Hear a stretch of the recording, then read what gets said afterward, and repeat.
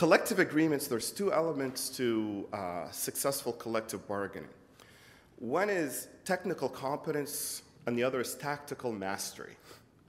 You cannot bargain if you're not technically competent. To understand what is the difference between a bargained right, a residual right, all of those types of technical items that you need to get. And then how to apply it tactically to gain what you want. Because remember when we sort of talk about influence? Well, in bargaining, it's the power of persuasion. Because you have to be able to persuade the other side to give you what you want for a better good.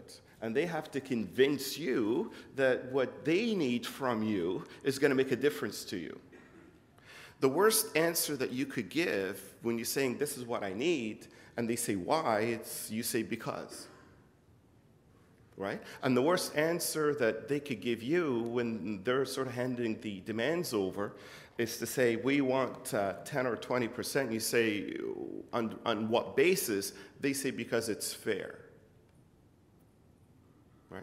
Now you're locked into a vicious cycle because you're saying, well, it's fair, and we want the comparator. I could have a comparator, just to give you an example.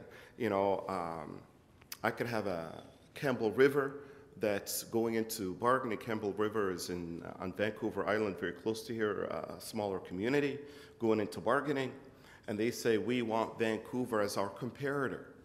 Excellent. But Vancouver is also compared to Calgary and Toronto.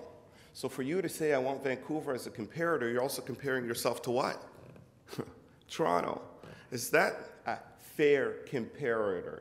And that's why you have to be careful when you get into collective bargaining, because if you don't technically understand how the comparators are made, right, you're into a